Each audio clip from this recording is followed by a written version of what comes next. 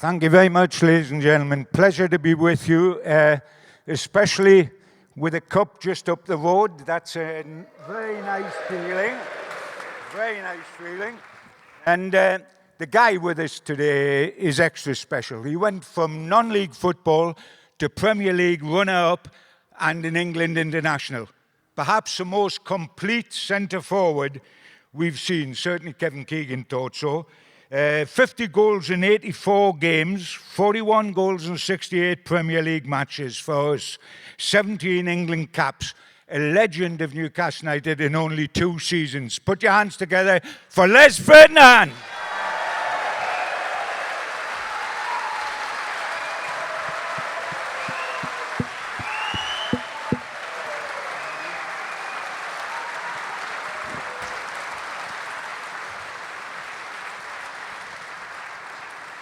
See you back home again, pal. You're back home. Yeah, first and foremost, good afternoon.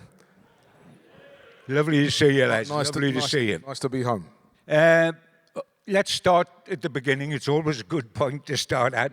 A humble start in terms of football. Got your Viking Sports in Southall, debut August 1984. Oh, it was a long time ago. And you played in the Vars final? I certainly did. Yeah, 87, I think it was. 86. 86, sorry. See, You're getting ahead of yourself already there. how long ago it was. Yeah, 86 Vars final. Probably as a kid. I remember being in the changing rooms at the Vars final, and the manager saying, like, one of you might get the opportunity to come back here and play at Wembley, because it was played at Wembley at the time. And I always remember looking around, you look around the changing rooms and you look at all the good players in your team and you think, yeah, he might have a good chance, he might have a good chance. But we all thought, I suppose all of us sitting in there thought one of us might get back there again, maybe in the Vars final or the trophy final. None of us ever thought we'd get back there as a professional footballer. And you know, when I actually played for England, I made my debut for England at Wembley. It was in exactly the same changing room as where the manager said that. So yeah, it was a little bit surreal. Happy days, happy days. Where I first come across you just before you broke through was with Hayes. You played with Hayes, 20 goals and 42 appearances, and that's where you signed for QPR from Hayes, weren't you? Scouted by, who was manager of QPR at the time? Was it the Bald Eagle? Certainly was, yeah. It was the Bald Eagle, yes, yeah. A couple of his scouts had gone out and seen me perform, and I think Peter Shreves had come, a fella called Frank Sibley, and another guy. The first person to see me was a scout called Bobby Ross. And he'd gone back and gave some reports to them, and then eventually the Bald Eagle came down to watch me play, and the day he came down to watch me play, I got sent off. He quite liked it, because I was going to say you would like that, the Bald Eagle. He said I had a little bit of fire in my belly. Yeah. I mean, always a centre forward as a young'un. No, believe it or not, the first professional game I ever went to watch, I went to watch QPR. My I suppose brother-in-law, he took us, me and my little cousin, he took us to watch QPR, get us out at the feet of my mum, who I was getting on her nerves on the day, and he said, come with me, we go and watch football. So he took us to QPR. Right. I always remember watching Phil Parkes playing goal. QPR beat Leicester 3-1. Right. Phil Parkes played in goal, and he he saved the penalty with no gloves on, and then I decided I wanted to be a goalkeeper. So for 3 years of my schooling life, you did play in goal. Played in goal, and always remember we played one game and the centre forward got injured, and we didn't have a reserve centre forward. We had a reserve goalkeeper. So one of the boys said, "Les can play up front." I played up front, scored a hat trick, and the schoolmaster said, "You'll never play in goal for this school again." And that was it. Brilliant, absolutely brilliant. I mean, I remember Hayes to a certain extent, Les, because when we signed you from QPR, I think it was about £600,000 if the transfer fee went to Hayes, because they'd done a knock-on thing, hadn't they? Yeah, that was right. I'd only been at Hayes for 6 months before I got signed by QPR. So I'd been at Southall for about 4 years, and then I went to Hayes for 6 months. They sold me. They got all the dough. Yeah, they sold me for 30 grand, 60 grand all in all, because depending on appearances, and they had a 10% sell-on. So they got 600 grand, so they did quite well out of that. Yeah, they're well chuffed. I remember going much later down to Hayes with Gateshead, when I was with Gateshead, and they had this huge shirt of your shirt that you wore framed and everything. That's all. 600 grand worth of Geordie money there. No wonder you put the shirt up there, like, you know. They had quite a nice clubhouse, and they Yes. named one of the lounges after me, and then it got knocked down. Just saying. No apprenticeship background, because you come from non-league, as a lot of players seem to do in those days. I think Warren Barton, who was signed virtually at the same time as you, started in non-league soccer, from what I remember. You obviously didn't feel that you had lacked anything in terms of football education through not coming through the apprenticeship schemes. Probably lacked the technical stuff that you probably get as an apprentice, because I was getting kicked about at the age of 15 and 16 by grown men. So that part of it, the robustness was great, but in terms of the technical stuff, I probably lacked a little bit of that and took a little bit of time to grow into that. Yeah. So that was probably the one part I would have said, if I could have had that, would have been great. But the fact that I was playing men's football from a young age Had a huge advantage, I guess. When I came into playing reserve team football, I didn't feel intimidated in any way. I felt I could hold my own. What it did mean, I guess, not having an apprenticeship and et cetera, is that you had to work. And I mean, I've got here, what were you? Cleaning cars, decorated houses, and a van driver. Bit of an all-rounder, mate. All of those things, mate. Yeah, I was. Yes, we won't go into them, though. Yeah. No, I don't mind talking about it, because it's reality. It's what I did. You know, I came out of school. While I was in school, I used to have a Saturday job. I sort of like didn't want to bother my parents for pocket money, so I did a Saturday job. It was called steam cleaning, and you used to do engines and underneath the cars and stuff. So obviously, when I came out of school, the fella said, "Look, there's a job here for you if you wanted it." I went into that for a little bit. Weren't really enjoying that, and I remember enrolling on a YTS scheme, the very first YTS schemes that come out, doing computer repairs. Started doing that, but then that weren't earning enough money. That was £25 a week, and yeah. I needed a little bit more money than that. So I went into painting, decorating, driving a van, and all these things allowed me to go and train on a Tuesday, Thursday, and play on a Saturday. Obviously, I couldn't do a job that made me work on a Saturday, so I wanted to play football. So those jobs allowed me to train on a Tuesday, Thursday, play on a Saturday, Sunday, and then back to work again on a Monday, limping. Not too much money playing at Southall or Hayes. No, it was just travel money, a bit of pocket money more than anything else. Yeah. Did you feel? You come from a tough background as well, I think, in London, area-wise, I'm talking about. In a way, did football help you to take you in the right direction, if you like, Les? Yeah, what it did, I grew up on, a lot of you guys might know, some of you might know, is I grew up on that Grenfell Tower estate, the one where the fire was a few years back. Right. And so I grew up on that estate, and so, yeah, it was tough, but my parents were never into football or sport, and my dad used to do weights and stuff. So he was, but my mum just knew where I was, just kept me off. Yes, she knew where I was. I was out playing football with my mates, and so she was happy about that rather than getting myself into trouble. Yeah. I mean, early on, QPR, the way all footballers do, I guess, at the start, went out on loan, Brentford, and Besiktas in Turkey. Now that must have produced a few stories, Les. Certainly did. I went out to Brentford because Steve Perriman was the manager of Brentford at the time, and he tried to sign me before I went to QPR. Right. And I had the option of going to Brentford or QPR, and obviously chose QPR. But he still took me on loan for a month, and then kind of like the next season, I got the opportunity to go out to Turkey. Gordon Mill, who was the manager, ex-Leicester.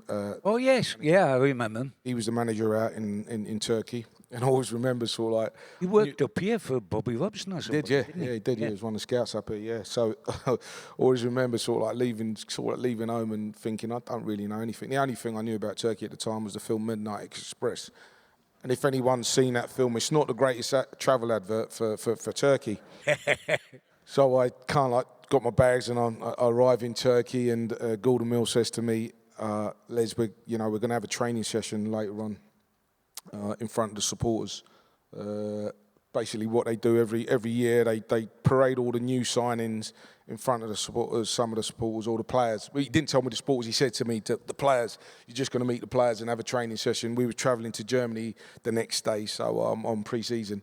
Right. So I said, okay. So anyway, we had a bit of a rest, and then we travel off to meet the players. And all of a sudden we're driving, and I could hear this real beat in the background, and there's real carnival atmosphere. And I'm thinking, what's going on? Where's he taking me here?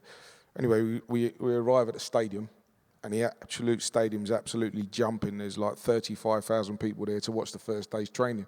So I said to him, Just training? Just training.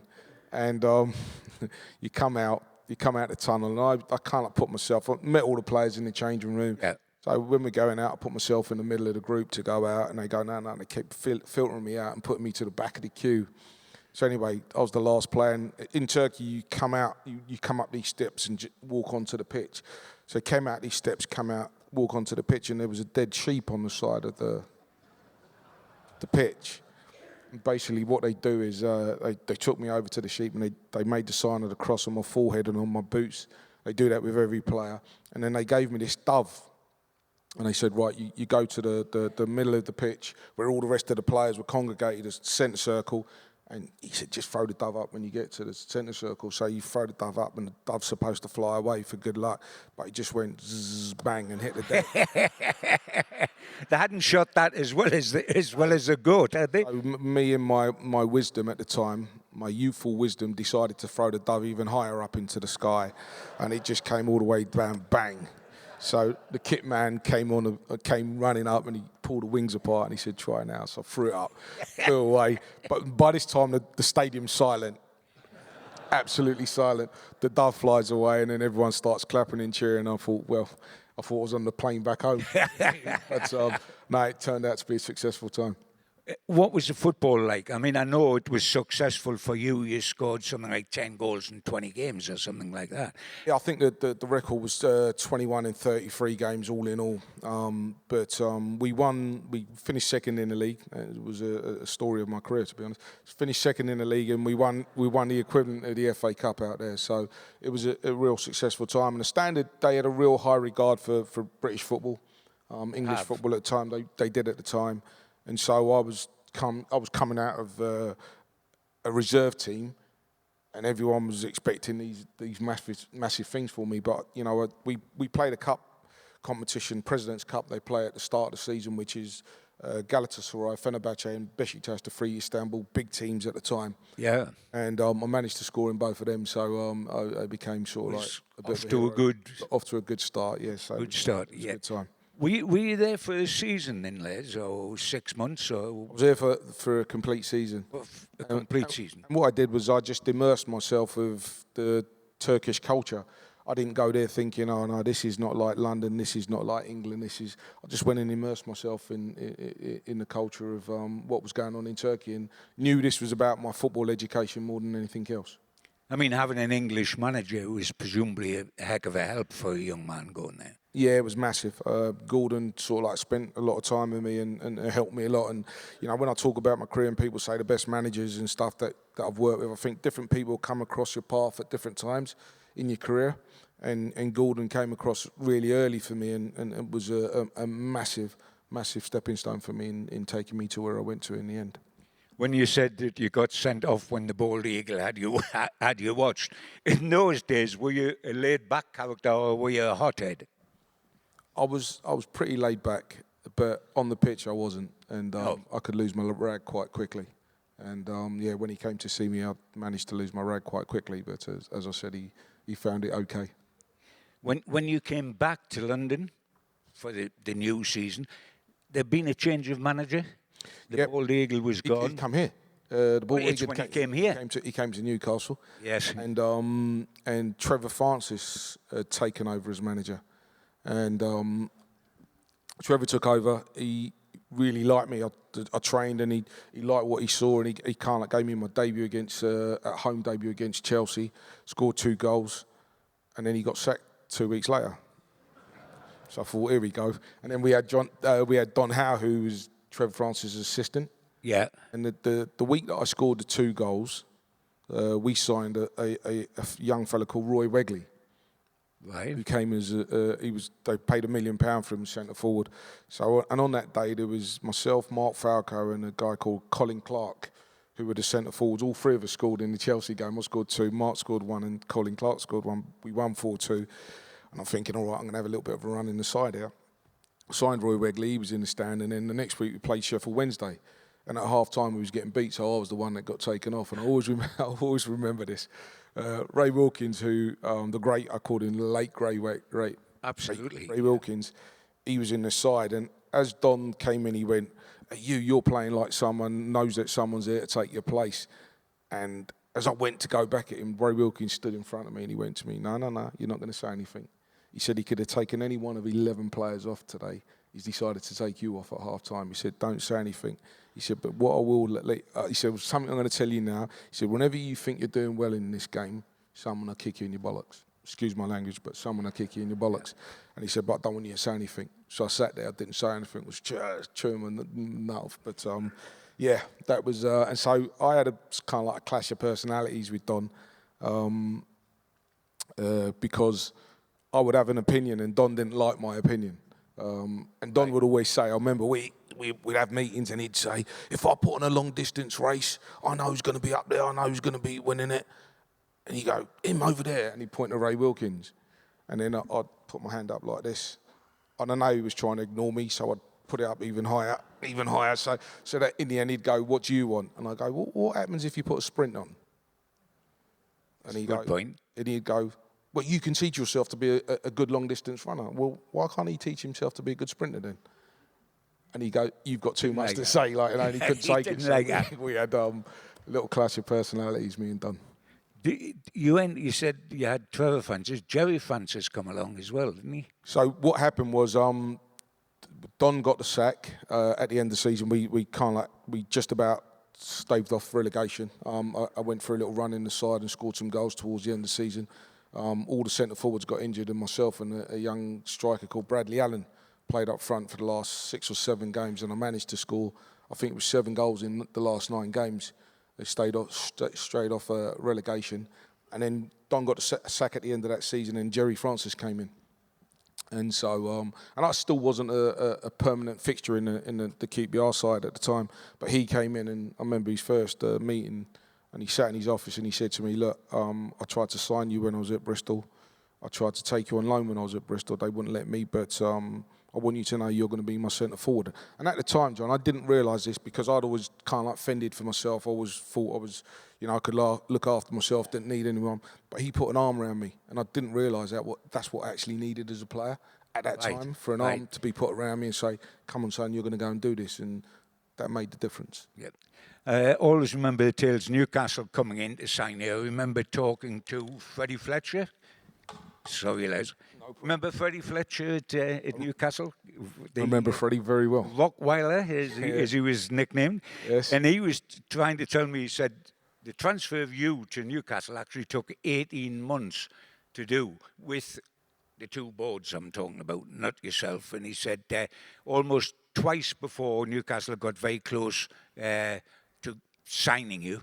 And at the last minute, they reneged. I think one time they wanted to be safe from relegation, but tried to get you in the January, and they wouldn't do it till the summer. And KK said when he initially went for you, he was wanting you to play alongside Andy Cole, and by the time they got it done, you replaced Andy Cole. Andy Cole had gone. He also told a tale, and I'm wondering, were you aware, by the way, that Newcastle were in for 18 months for you? The club never passed on any information, or... I had no idea about it. Absolutely no. All I knew that there was lots of speculation in the papers that I was going to Liverpool, that I was going to Arsenal, that I was going all over the place. And then I played against the Newcastle side a few times, and I knew that Keegan was an admirer, because after the game he would come to me and he'd say, "Look, that was a fantastic centre forwards display, and this and this." And I remember playing up here when we managed to win 2-1, and after the game he said to me, "Look, that's the best centre forwards display I've ever seen up here. Well, congratulations." He said, "Well done." And I remember going into the changing rooms after the game and saying to the boys, "Can you imagine playing in front of these week in, week out?" And it was sensational, and the ground and everything else. I was like, "Wow, this is some place." I remember one day Kevin Keegan going into St James's Park midweek, and all of a sudden going up the stairs at the same time was Andy Cole, who was only poor soul. He was only going to collect his letters, etc. And Keegan got a hold of him and said, "What are you doing tonight?" And before Andy could say anything, he said, "You're doing nothing. You're coming in the car with me. I'm going to watch Les Ferdinand. You were playing at Liverpool." Yeah, no, we played Everton. I think it was Everton. We played, yeah. In Liverpool, Yeah, Everton, was it? He said, "I want you to see how a real centre forward plays," and he said, "Just watch Les." Don't. And Andy didn't realise that there was a good reason for this, because he eventually got rid of Andy and bought you instead. But the truth is, as you said, I mean, when I came over, KK did say to me, he said, "You look, I tried to sign you 18 months ago because I wanted you to play with Andy. I thought Yes, he did. You two would make a great partnership, but it never got to happen because, as you said, QBR kept delaying it, saying, no, you can't have him now, maybe at the end of this season or the next season, and it just never came to fruition." Mind, you might have made a good partnership with Andy, but you didn't have a bad partnership at Newcastle with a certain guy that come the following season, Shearer. Remember that? I remember that well. I remember it well. We'll get to that in a minute. But the first season here, you were given the number 9 shirt, which is the iconic shirt for us. Were you aware at the time, Les, what that shirt meant on Tyneside? I mean, War Jackie, Supermac, going back all the way to Hughie Gallagher. It was the key shirt with all the weight that can be attached to it, as well as the honour. Were you aware of what the shirt meant? In my head, I was aware of what it meant in terms of the number 9, and I always say, like, when I came here, Steve Watson and Lee Clark took me under their wing and decided to. You survived that, did you? Mate, I was going to say there was a few wings I could have gone under, and not quite sure I chose the right wing to go under. But they decided they were going to look after me and make sure that I was okay in Julie's and other places like that. But no, they were good boys, and I always remember them saying to me, like, we played a couple of pre-season games, and they said, "You won't know this stadium until you go out for the first game of the season." And I was like, "Yeah, all right, boys, no problem." And no, Les, you won't know it. You said, "You'll float out." And I did. And I remember playing in the game and sort of like probably not playing as the way I wanted to play, but managed to score in the game. And I always say to people say, what's the favourite goal you've ever scored? And I said, the most memorable goal, and probably one of my favourites, is the first goal I scored for Newcastle. Because I said, against Coventry, I think it was. If there was a roof on the stadium, it would have come off. And it was at that moment when I scored that goal, I realised what the number 9 meant. Yeah. Now, I'd had an idea, but it was only when I scored that goal I realised what it meant. Mind the flash get, you'd run from the halfway line and go round the keeper and tuck it in. I mean, you announced yourself in a rather appropriate manner, didn't you? In a good way, but yeah, like I said, it was just the fact that the number 9 had scored on the opening day of the season, what it meant to the fans, and I realised then how important that number 9 shirt was. Sir Les had arrived then, which was wonderful. And it went on from there. First 13 games, you scored 16 times for us. I mean, that is announcing yourself well and truly, isn't it? I had some amazing players. We did have some amazing players in the side, and the side was geared up for me to score goals. In terms of Keith Gillespie down one side, Ginola down the other, Peter Beardsley just in behind, and then Rob Lee getting forward and joining the attack. And well, in fact, everyone got forward and joined the attack, didn't they? That was part of our problem, wasn't it? You know what I mean? So. I mean, I was always amazed with Kevin Keegan that he didn't introduce the first overlapping goalkeeper into football. Everybody else overlapped, didn't they? You're not wrong. Yeah. But terrific to watch. At that time, with a start like that, you scored 16 in the first 13 games.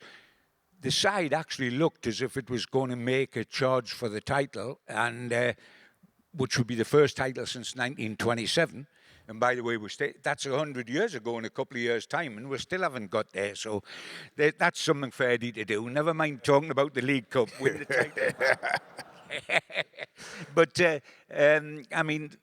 you just talked about the players that were there. I mean, absolutely fabulous.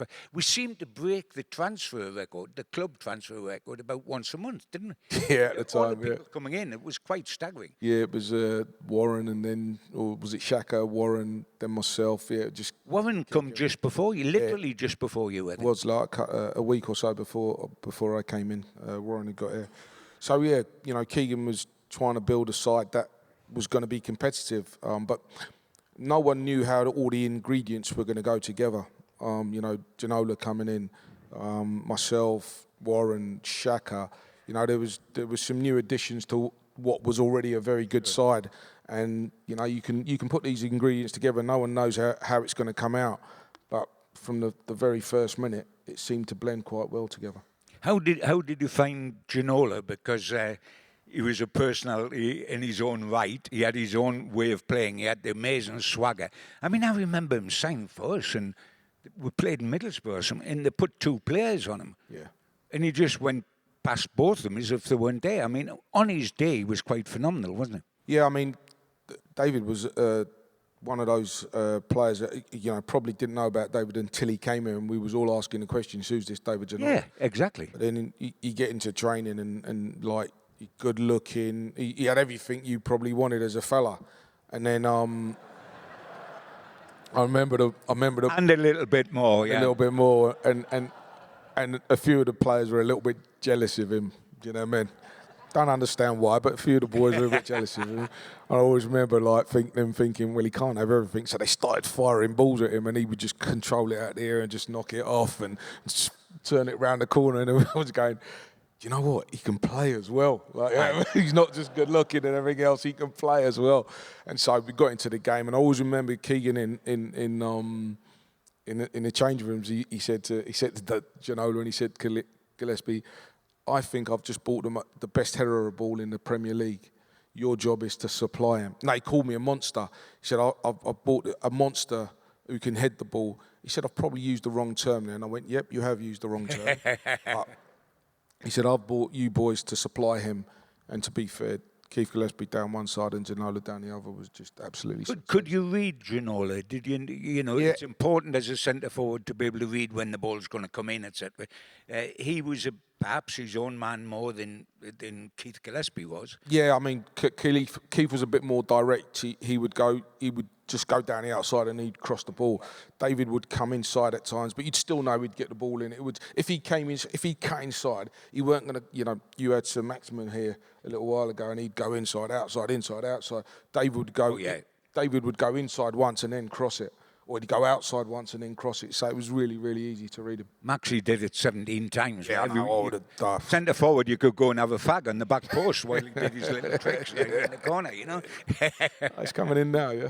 But I mean, Peter Beards always said to me, in a huge compliment, he said you were the best header of the ball that he'd ever seen anywhere in football, which is quite a compliment. And that's one of the things KK loved as well, your ability in the air. Yeah, I remember. I'm not sure if it was you that wrote this or someone wrote a column saying that, you know, it took until November the year before for someone to score a headed goal for Newcastle. Yeah, and I'd scored in my second game. Yes. So yeah, Absolutely. Absolutely. Okay, it was one of my fortes, and everybody I meet says to me, "I thought you was 7 foot or 6 foot, whatever," and I'm only just bordering 6 foot. I'm a little short ass, really. So yeah, it was just I managed to get the timing right in the air. And it was a giveaway when you ran out the tunnel with a pair of ladders under your arm. You know, I thought this fella's going to be good in the air. He's going to be able to do it. I mean, it's the famous season, isn't it? When we were at one stage 12 points ahead of Man U, and then they reeled us in. And to a certain extent, there was a big sadness for me because if we'd won it that year, and we really, really could have done, it would have changed the history of this football club, Les, wouldn't it? Yeah, without a shadow of a doubt. And you know what, John? You know, people always often ask what went wrong. What do you think? You know, your own personal opinions of what went wrong. And listen, when we started off the season, Keegan said he was, you know, putting a team together that he felt would challenge. I'm not sure we all thought we could challenge in that first season. Yes. So everything was just free flowing. So we weren't thinking about anything. We were just we were just going out and we were playing. And even if we'd gone a goal down, we were really confident that we could get back into the game. And then when we got to that position where we were 12 points clear, we started to think about things. Yes. And I don't care what sport you play in the world, the minute you start thinking about it, you've got a problem. Everything happens that split second slower. And you're not doing things instinctively anymore. And that's where we got to, because I remember we went for a period of giving early goals away. So we started talking about, let's not give an early goal away, let's not give an early goal away. And then we automatically gave an early goal away. So we went to Liverpool and... Exactly. I remember in the change rooms before the game was going like, if we keep it quiet, the crowd will go against them a little bit, and then we can start playing our football. So we went, all right, we'll keep it tight. We give a goal away within the first 3-4 minutes of the game. Yeah, you did. And then we go, all right, let's go back on the attack. So instead of, in the past, we would have gone, all right, we've given the goal away, let's just go and win it. But we now started to think about things, and I think all of a sudden it just clawed back. They started to claw it back, and we started to panic a little bit, and we probably didn't have enough people in that changing room who had won things in their career. I mean, one of the things as well at that time, Les, that you were carrying a hip injury in the second half of the season I'm talking about. I mean, you scored 21 goals in your first 22 league and cup games, and then you managed only 8 in your last 22. But you were carrying at the time as well, weren't you? Yeah, I didn't want to. I never wanted to look at that and think that was the reason why I didn't score goals. I had a loss of form the way. A lot of people did. A lot of people did at that time, and what we were doing early on in the season. And I know people talk about Sprilla coming in, and was that the change? Yeah. I don't believe that. I think what was our driving force in the early part of the season was Keith Gillespie down one side and David Ginola down the other. And like I said, the setup that we had, unfortunately, Keith Gillespie did his hamstring in and was out for a long period. And so now we was trying to sort of like plaster that right-hand side, put a plaster over it. And, Pete would go out and play there, Sprilla would go out and play there, but they're not natural wingers. No. So they wouldn't do what Keith Gillespie was doing back yeah. in terms of getting back. And that's kind of like what upset the apple cart a little bit, rather than it being, Sprilla came in and we had to change the way we was playing. That was the turning point for us. I mean, Fergie was getting that little bit closer. And I remember, I'm not saying this was the turning point, but it's in James's Park when we absolutely massacred them. And Schmeichel saved everything. Yeah. And then Cantona went down Yeah. and scored the only goal of the game. And we pummeled them at that stage. Schmeichel was magnificent. We actually played better in that game than we did in the one where we won 5-0. When you won 5. Yeah. Yes. Schmeichel saved everything. I hit him. I put one over the bar. We hit the bar. We hit the post. We hit everything. Just couldn't score on the night. And I always kind of like remember feeling afterwards. But that was kind of like not early in the season, but that was the early part of the season. That was the first half of the season. The one game that I look at and I think there's pivotal games in a season that you come up against, and if you win them, it gives you a bounce. Yeah. The Liverpool game was the one for me. The 4-3. 4-3. I think if we'd have won that would have given us the impetus to go on and do what we needed to. You almost did, of course, when you were leading. And the problem was in that is it's a little bit like Liverpool coming into this cup final. The last cup against us, yeah. They lose against PSG, the 2 games, and it's not just the game; it's the emotions that go into that game.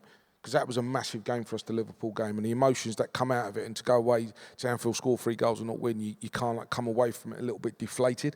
And I think, if I'm not mistaken, we went to Blackburn on the next game and lost that. We did, and we lost there. Yeah, and that's after leading. And that's what I'm talking about. I think if we'd have won that game, if we'd have won the Liverpool game, we would have blasted through the rest of the games for the. That was the famous one with KK hanging over the board. Yeah, that's right. Yeah, and the Liverpool goal went in. Yeah, we was all hanging over the board as well.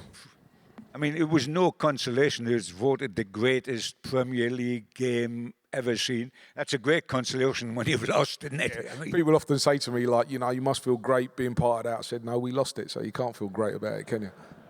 But, I mean, the wonderful thing that season, you still finished with 29 goals. You won Player of the Year, and you received the trophy from Pelé, who, in my humble eyes, is the greatest player I've ever seen. I mean, I saw him in 1970 in Mexico with Brazil when England were out there. They say bank save, you know, the double save. Yeah, of and course, everything. yeah. I mean, what a fabulous player. And so, you know, if you're going to get presented with a trophy by some striker, Pele is not a bad guy to give you the trophy, is it? I always remember sort of like leading up to it. John Beresford was he was the PFA representative.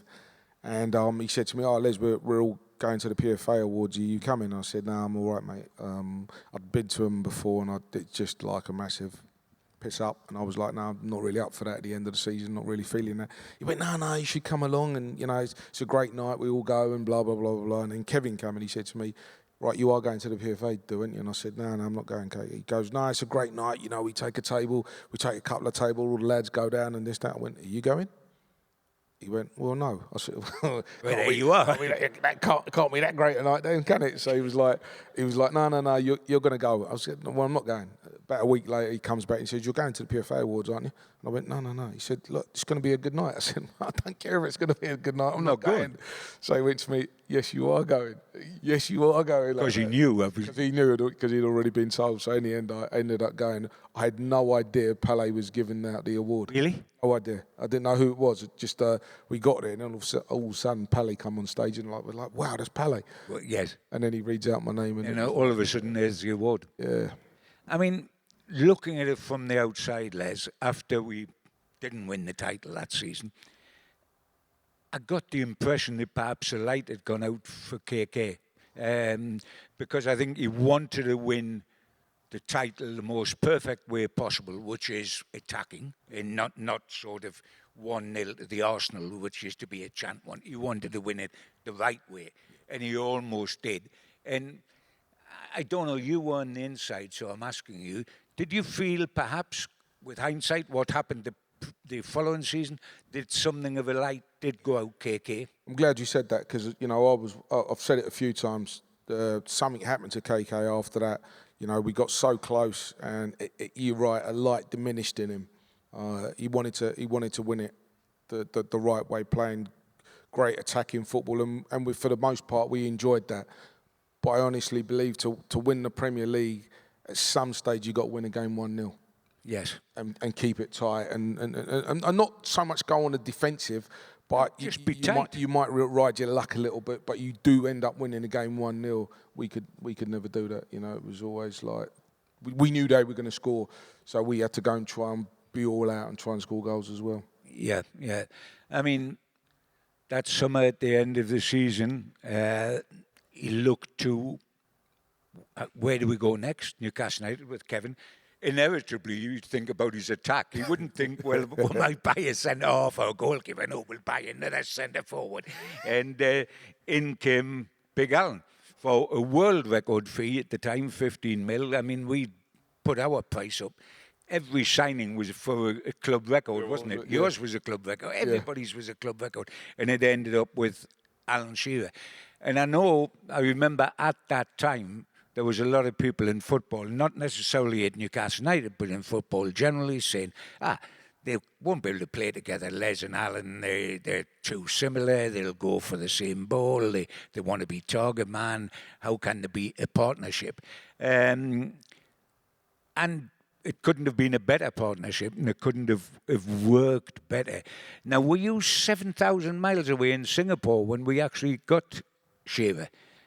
So what basically happened was we was on our way to Singapore, as you said, or Thailand, one of these places. Right, yes. And I remember we got to the airport, and I kind of like ran up the escalators, got my ticket, ran up the escalator, it was duty free.